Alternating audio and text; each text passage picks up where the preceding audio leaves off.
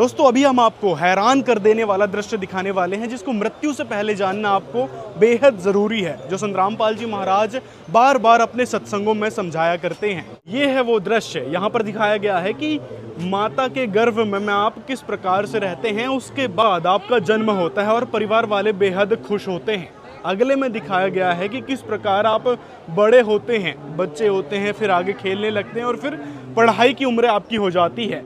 अगले दृश्य में दिखाया गया है कि किस प्रकार आप व्यसनों में लिप्त हो जाते हैं।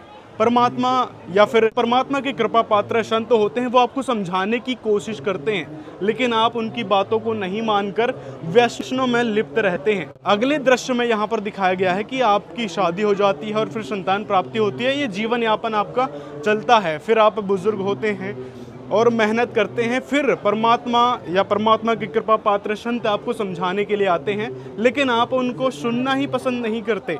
अगले दृश्य में दिखाया गया है कि परमात्मा फिर भी समझाते रहते हैं बार बार किसी न किसी रूप में आकर, लेकिन फिर भी आप नकारते रहते हैं। तो यहाँ पे एक वाणी है कि तन सराय में जीव मुसाफिर करता रहे दिमाग रे, रात बसेरा कर ले डेरा तू चले सवेरा त्याग रे। तो अगले दृश्य में यहाँ पर दिखाया गया है कि जो आप व्यसनों में लिप्त रहते हैं तो आपके साथ ये बनती है कि यम के दूत आते हैं और जंजीरों से बांधकर आपको ले जाते हैं कहाँ, धर्मराय के दरबार में। यहाँ पर फिर आपके पूरे जीवन का लेखा जोखा होता है कि किस प्रकार से आपने क्या कर्म किए। आपके पूरे जीवन का यहाँ पर देखिए किस प्रकार से लिखा है कि आपने क्या किया और किस प्रकार से संत आए थे, आपको समझाया करते थे, लेकिन नहीं, आप उस आन उपासना में ही लिप्त थे और वैष्णव में ही लिप्त थे और परमात्मा की बातों को या फिर संत जो परमात्मा के कृपा पात्र संत होते हैं उनकी बातों को ना मानकर आपने ये सबसे बड़ी भूल की है।